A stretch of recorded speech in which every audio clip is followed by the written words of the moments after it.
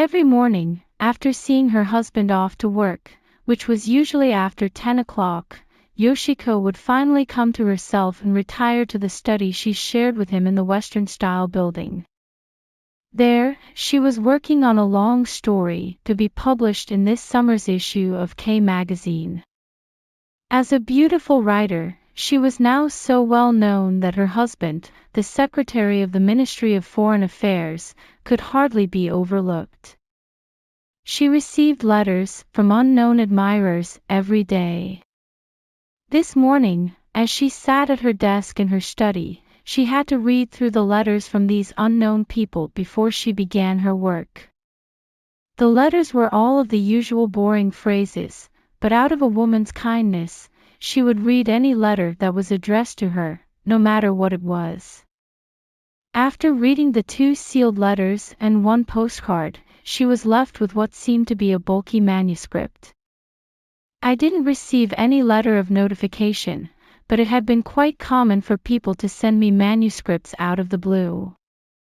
In most cases, they were long and tedious, but she decided to at least look at the title, so she cut open the package and took out the bundle of papers inside. As she had expected, it was a bound manuscript paper. It was, as I had expected, a bound manuscript paper, but somehow, without a title or signature, it suddenly began with a call for help, madam. She wondered if it was a letter after all, and as she casually skimmed over a few lines, she sensed something unusual and strangely eerie. Then, her natural curiosity led her to read further and further.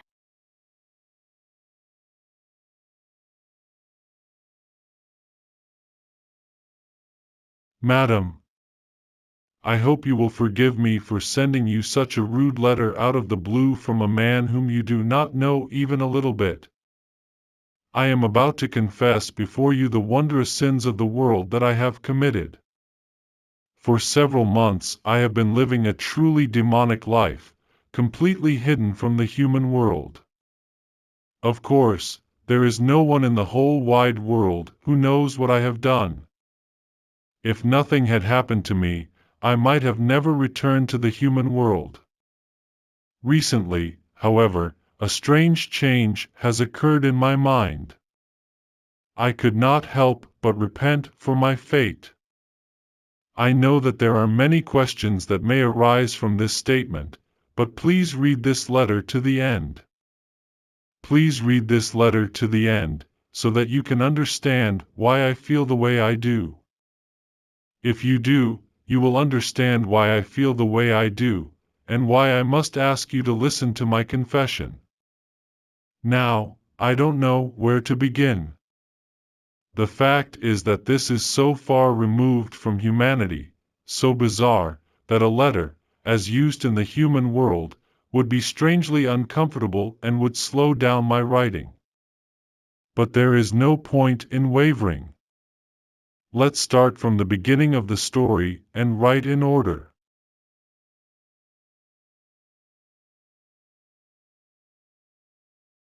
I was born with a very ugly appearance. Please remember this clearly and clearly. Otherwise, if you were to accept my rude request and meet me, it would be unbearable for me to be seen by you, without any prior knowledge, with my face, which is ugly even in itself, in such a terrible state that I would not be able to see it again due to the long months of unhealthy living. What a fate I, a man, have been born into. In spite of my ugly appearance, in my heart, I have been burning with an unseen, unworldly passion. Forgetting the reality that I was just a poor craftsman with a haggard face, I longed for all sorts of sweet, lavish, and unworthy dreams. If I had been born into a more affluent family, I could have indulged in various games with the help of money, and drowned out the shame of my ugly face. Or, if I had been given a more artistic nature, I could have used beautiful poetry, for example, to forget the tastelessness of this world.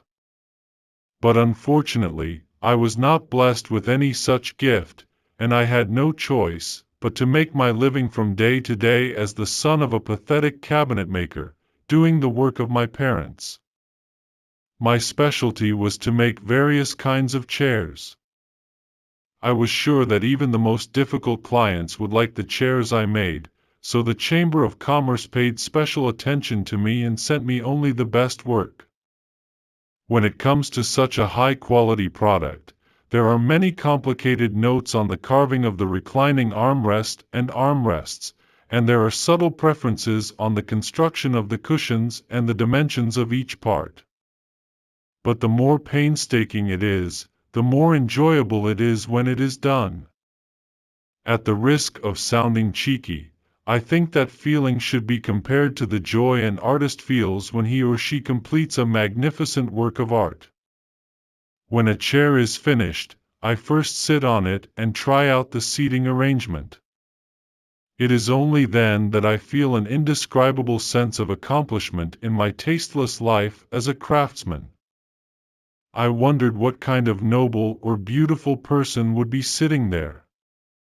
The walls are covered with oil paintings by famous artists, and the ceiling must be hung with decorative electric lights like great jewels. The floor would be covered with an expensive carpet. And on the table in front of my chair, there must be an astonishing array of Western flowers and plants blooming with a sweet fragrance. When I indulge in such fantasies, I feel as if I am the owner of that magnificent room, and for a brief moment, I feel an indescribably pleasant feeling. My unbridled imagination continues to grow. Here I am, a poor, ugly, mere craftsman, but in my fantasy world, I am a noble lord, sitting on a magnificent chair that I made.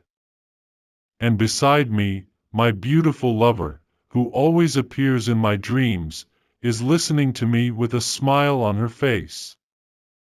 But that's not all. In my imagination, I even hold hands with her and whisper sweet words of love to each other. However, in every case, my purple dreams were immediately interrupted by the adulterous voices of my neighbors' superiors and the hysterical cries of the sick children in the neighborhood. When I return to reality, I find myself in a pitifully ugly state, not unlike the nobleman of my dreams. And that beautiful person who smiled at me just now. Where in the world is such a thing? You can find a lot of things that you can do to make your life easier. The only thing that remains is the chair that I made, like a remnant of my current dream. But that chair will soon be taken away to a completely different world from our own.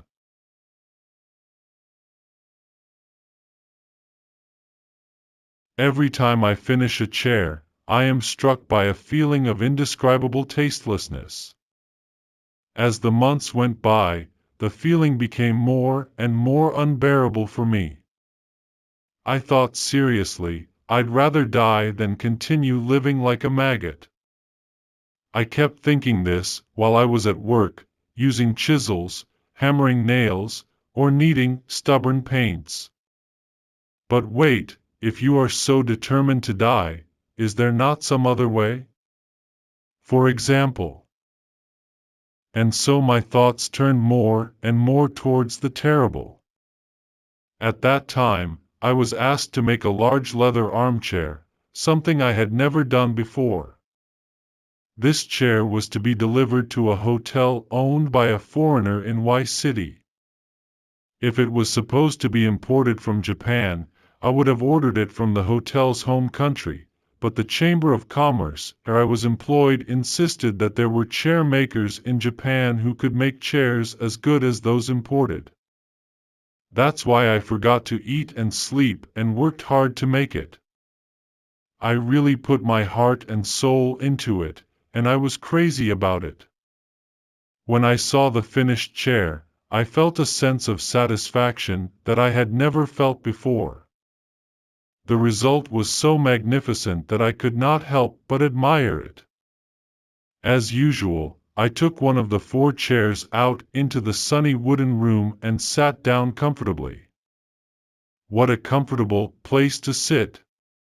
The cushions were not too hard and not too soft, the leather was gray, and the armrests on both sides were delicately curved to support my back. All of them seemed to maintain a strange harmony, and together, they seemed to give shape to the word, comfort. I sank deeply into it, caressing the round armrests with both hands, and was entranced. Then, as is my habit, an unceasing stream of fantasies began to well up one after another in a dazzling array of colors, like a rainbow of 5 colors. I wonder if they are called illusions. What I was thinking in my mind came so clearly before my eyes that I was afraid that I might have lost my mind. While I was thinking about it, a wonderful thought occurred to me. The devil's whispers could be referring to something like that. It was as wild as a dream, and very creepy. But that eeriness became an inexplicable attraction that seduced me. At first, it was just a simple wish that I would not let go of the beautiful chair that I had put my heart and soul into, and if I could, I would follow it wherever it went. As I was spreading the wings of my imagination, I somehow connected with a terrible thought that had been fermenting in my mind. And what a madman I was! I decided to actually go and see what this bizarre fantasy was all about. I hurriedly took the armchair, which I thought was the best of the 4, and broke it into pieces. Then, I rebuilt it to make it more convenient for me to carry out my strange plan. It was a very large armchair, and the part where it hung was upholstered with leather to the point where it almost touched the floor. In addition, the reclining part and the armrests were both very thick, and inside there was a common cavity so large that a human being could hide in it and never be seen from the outside.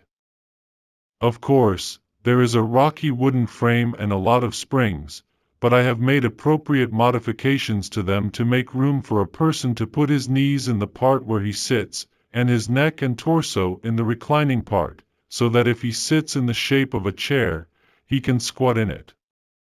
I am very good at such work, so I made it easy and convenient. For example, I made a small opening in the skin that could not be seen from the outside in order to breathe and hear external noises, and I put a small shelf inside the recliner, just by the head, to store something.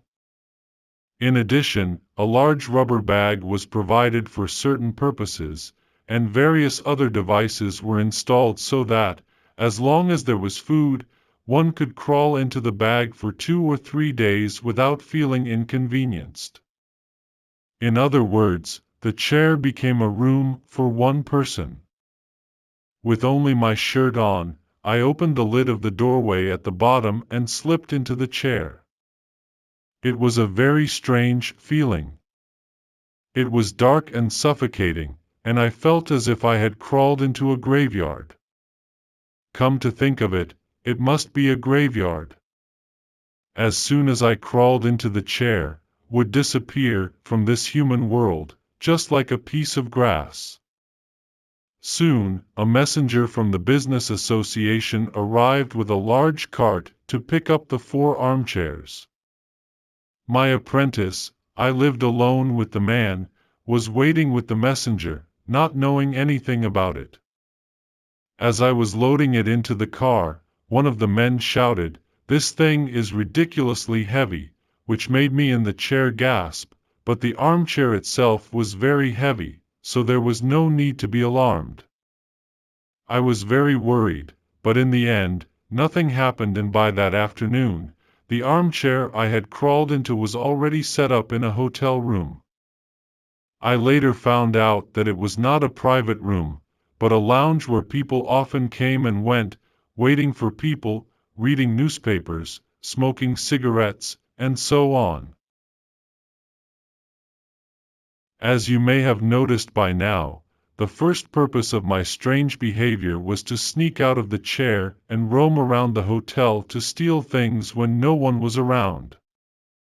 Who would have thought that a person could be hiding in a chair? I am like a shadow, able to roam from room to room at will. And when people start to make a scene, I can run back to my hiding place in my chair and watch their stupid search from the corner of my eye. You may know that there is a kind of crab called a hermit crab at the edge of the waves on the beach. They look like a big spider, and when there is no one around, they will walk around the area, looking very selfish, but when they hear the sound of footsteps, they will run into the shells at a frightening speed. Then, he would peek his hairy paws out of the shell to see what the enemy was doing. I was just that hermit crab. Instead of shells, I had a hiding place, a chair, and I walked around in the hotel, not on the beach, with a selfish look on my face. My outlandish plan, because it was so outlandish, succeeded in surprising people. By the third day after arriving at the hotel, I had already done a lot of work. There was the fearful yet joyful feeling when I was about to steal something, the inexplicable happiness when I succeeded, and the funny feeling of watching people fussing over me as they fled this way and that, right under my nose. What a strange fascination it must have had for me. But I'm afraid I don't have time to tell you about it in detail right now. There I discovered a bizarre pleasure that has delighted me 10 or 20 times more than any such theft. And to confess, this is actually the real purpose of this letter. I must go back to the time when my chair was placed on the hotel's lounge. As soon as the chair arrived, the owners of the hotel took a quick look around the sitting area, but the rest of the room was quiet, not a sound.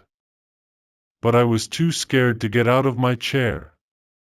For a very long time, or maybe it just felt that long, I focused all my attention on my ears, trying not to miss even the slightest noise.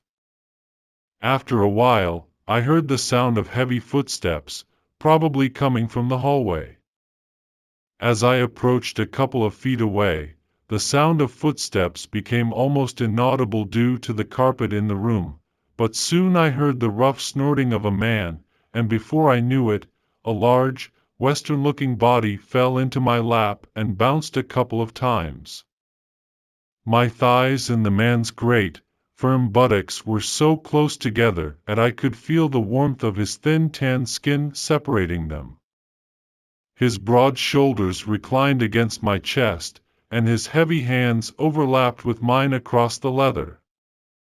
And the man must be smoking a cigar. A rich, masculine scent pours through the leather.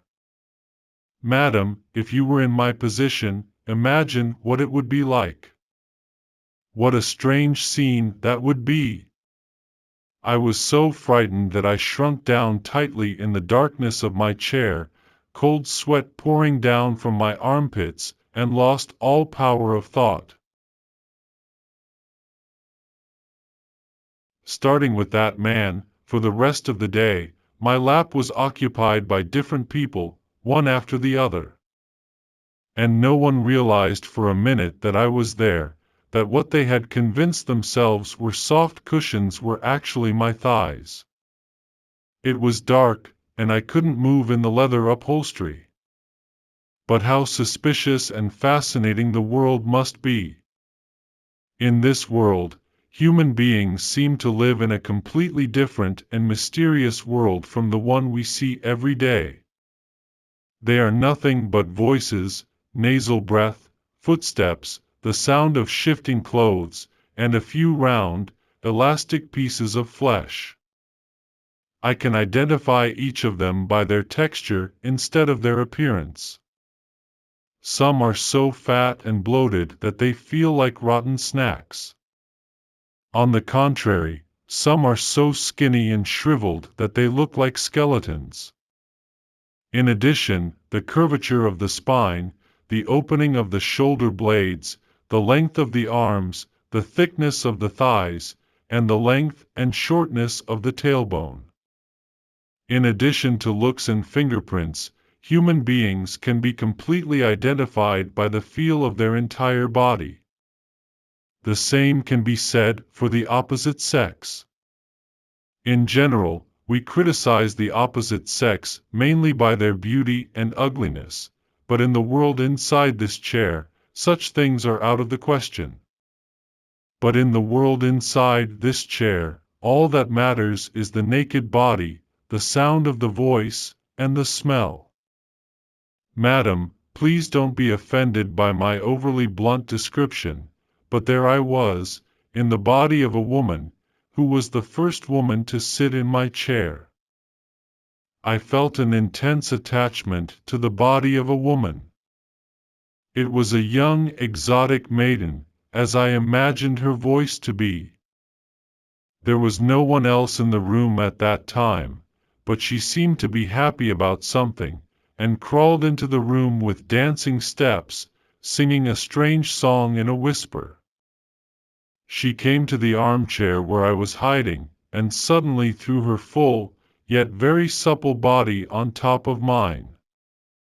She suddenly burst into laughter, flapping her arms and legs and splashing around like a fish in a net. For the next half an hour or so, she sat on my lap, sometimes singing a song, and moving her heavy body as if she were trying to keep in tune with the song. This was truly an unexpected and astounding event for me. I had always refrained from even looking at woman's face, thinking that women were sacred or even scary. But now I was sitting in the same room, in the same chair, with a foreign maiden, whom I didn't even know, and we were so close that I could feel the warmth of her skin, separated only by a thin layer of leather. Nevertheless, she surrendered the weight of her whole body to me, without any anxiety. I can imitate hugging her in the chair. I can hug her in my chair, or I can kiss her rich neck from behind her skin. I am free to do anything else I want. After making this astonishing discovery, I put aside my initial goal of stealing for a moment and became completely engrossed in the world of its mysterious touch. I thought to myself, this is it. The world inside this chair is the true home I have been given. An ugly and weak man like me has no other choice but to live a shameful and miserable life, always feeling inferior in the bright and sunny world. However, once I changed the world I live in, if I could just endure in the cramped confines of my chair, I would be able to approach beautiful people, hear their voices and touch their skin, which I was not allowed to do in the bright world, let alone speak to them or even be near them. Love in a chair. Only those who have actually crawled into a chair can understand how mysterious and intoxicating it can be. It is a love of the senses of touch, hearing, and even smell. It is a love of the dark world. It is not of this world. Isn't this the love of the devil's own land? When you think about it, it is truly unimaginable how many bizarre and horrible things are going on in the unseen corners of this world. My original plan was to flee the hotel as soon as I had achieved my goal of stealing, but I was so enthralled by the strange delights of the world that instead of running away, I made the chair my permanent home and continued to live in it forever and ever.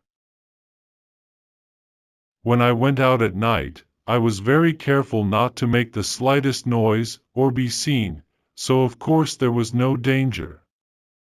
I was in the chair almost all the time. My arms were bent and my knees were folded in the cramped space of the chair almost 24 hours a day, and my body became so numb that I could not stand upright.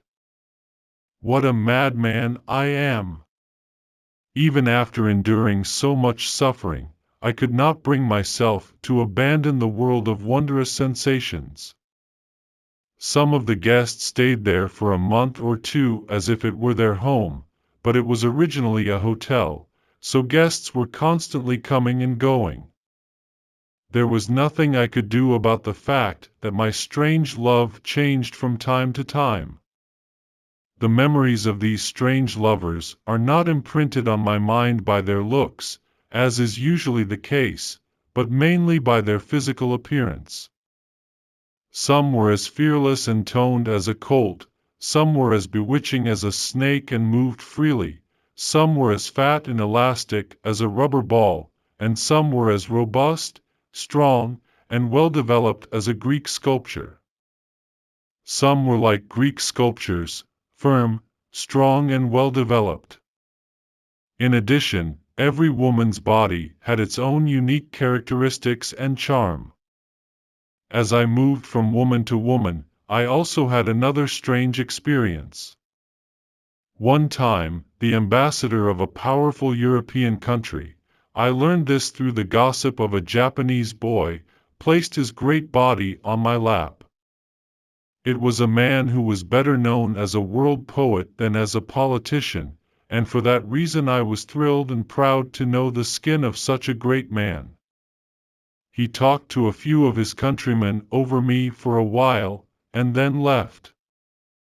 I have no idea what he was saying, of course, but the tickling sensation of his body, which seemed to be warmer than most people's, moving with each gesture, gave me an indescribable thrill. At that time, I suddenly imagined the following.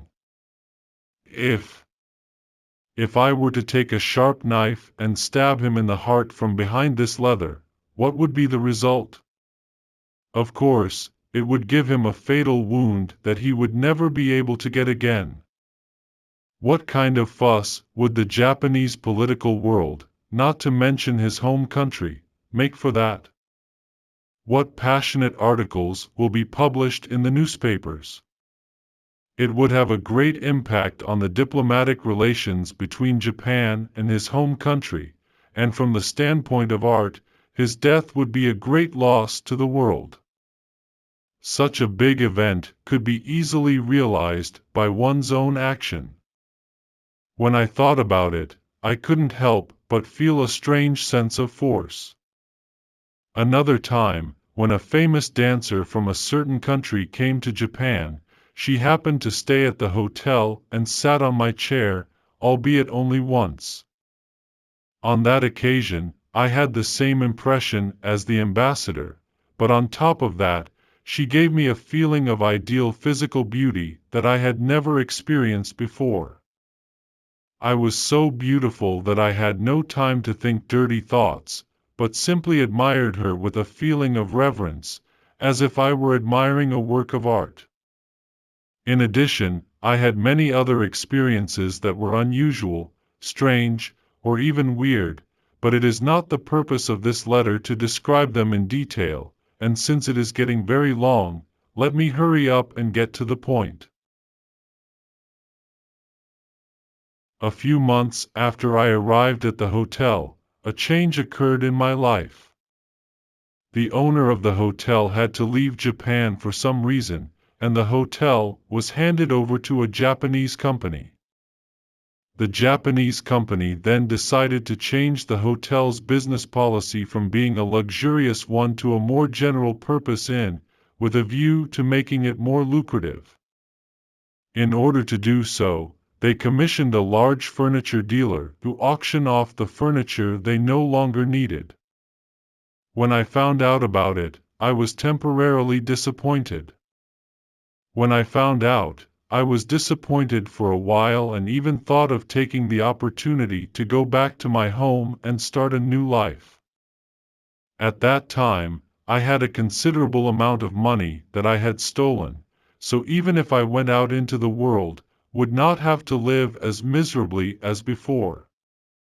However, when I think back on it, leaving the foreigners' hotel was a big disappointment on one hand, but on the other hand, it meant a new hope. because even though I had loved so many people of the opposite sex in the past few months, I could not help but feel strangely inadequate mentally because they were all foreigners, no matter how splendid and desirable their bodies were. After all, Japanese people can only feel true love when it is with a Japanese person. I was gradually thinking in this way. Then, just as I was thinking this, my chair came up for auction. This time, perhaps a Japanese person would buy it. And it might be placed in a Japanese family. That was my new hope. I decided to continue my life in the chair for a while longer. I spent a couple of days in the store of a tool store, but fortunately, when the auction started, my chair was immediately bought by a buyer, probably because even though it was old, it was still a magnificent chair that attracted attention. The buyer was a government official who lived in a big city not far from Y City. When I was carried several miles from the tool shop to his residence in a very shaking truck, I suffered to death in the chair, but that was nothing compared to the joy of knowing that the buyer was Japanese, just as I had hoped. The purchaser, an official, was the owner of a handsome mansion, and my chair was placed in his spacious study, which, to my great satisfaction, was occupied by the young and beautiful lady of the house, rather than by her master. For about a month after that, I stayed with her constantly. Her supple body was always on top of mine, except when she was eating or going to bed. The reason for this was that during that time, she was fully occupied in her study, immersed in a certain work. I don't have to tell you how much I loved her. She was the first Japanese person I had ever come in contact with, and she had a beautiful enough body. I felt true love there for the first time. Compared to that, the many experiences I had at the hotel were not what I would call love. The proof of this is that I had never felt such a thing before, and yet I could not get enough of just enjoying her secret caresses, and I took great pains to let her know that I was there. If possible, I wanted her to be aware of my presence in the chair. I wanted her to be aware of me in the chair, and I wanted her to love me. But how could I signal that? If I were to tell her outright that there was a human being hiding there, she would surely be so surprised that she would tell her master and servants about it. Not only would that ruin everything, but I would be accused of a terrible crime and would even have to face legal punishment. So I tried to make her feel more comfortable in my chair and attached to it. As an artist, she must have more subtle senses than most people. If she could feel the life in my chair, if she could become attached to it not as a mere material, but as a living being, that would be enough for me. When she threw herself on top of me, I tried to receive her as gently as possible. When she got tired on top of me, I moved my knees so slowly that she couldn't understand them, and repositioned her body. And when she began to doze off, I would shake my knees very quietly to serve as a cradle.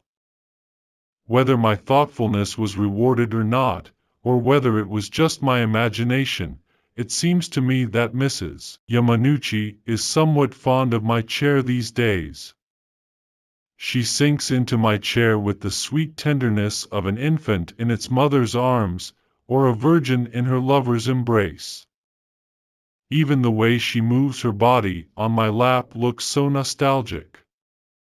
In this way, my passion was burning fiercely day by day. At last, oh, madam, at last I had a wish that was beyond my wildest imagination. If I could only see my lover's face and exchange a few words with him, I would be willing to die. Madam, I'm sure you've realized this long ago. As for my lover, please forgive me for being so rude. Actually, it is you.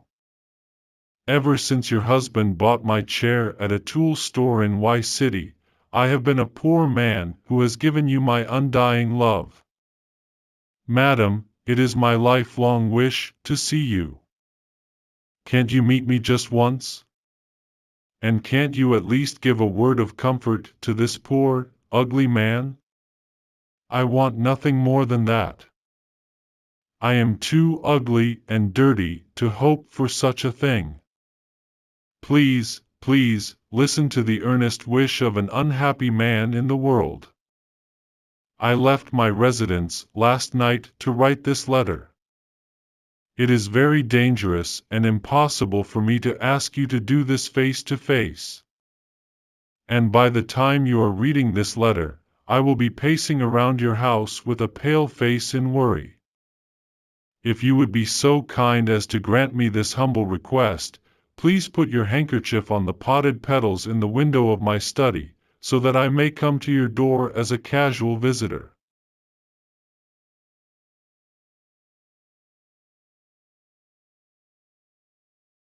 This strange letter was concluded with a fervent prayer. When Yoshiko had read half of the letter, she turned pale with fearful forebodings. Then, unconsciously, she got up and ran away from the study, where there was a creepy armchair, and came to the living room of the Japanese house. She thought about tearing up the rest of the letter without reading it, but she continued to read it on the small desk in the living room. Her premonition had come true. What a terrible fact! In the armchair she sat in every day, there was a man, a stranger. Oh, that's creepy. She felt a chill run down her spine, as if she had been splashed with cold water. She felt a strange shiver run down her spine. She was in a daze, and had no idea what to do about it. I'll check the chair. How could he do such a weird thing? Even if there were no more people in there, there must still be food and other filth attached to him. Madam, I have a letter for you.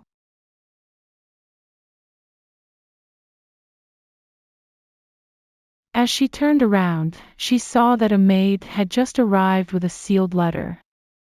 Yoshiko unconsciously accepted the letter and was about to open it, but when she looked at the note, she was struck by such a terrible surprise that she took it down without a second thought. It was addressed to her, with a handwriting style not dissimilar to the creepy letter she had received earlier. For a long time, she wondered whether she should open it or not. Finally, she tore it open and read the contents with trepidation. The letter was very short, but there was a strange phrase in it that made her think again. I hope you will forgive my rudeness in writing to you so suddenly. I am an avid reader of your works. The enclosed letter is a poorly written composition of mine. I would be very happy if you could look at it and give me some criticism. For some reason, I posted the manuscript in the mail before I wrote this letter, so you may have already seen it. What do you think of it? I would be very happy if my work could have impressed you in some way. I would like to call it The Human Chair, though I left it out in the manuscript. I hope you don't mind me asking. Sincerely yours.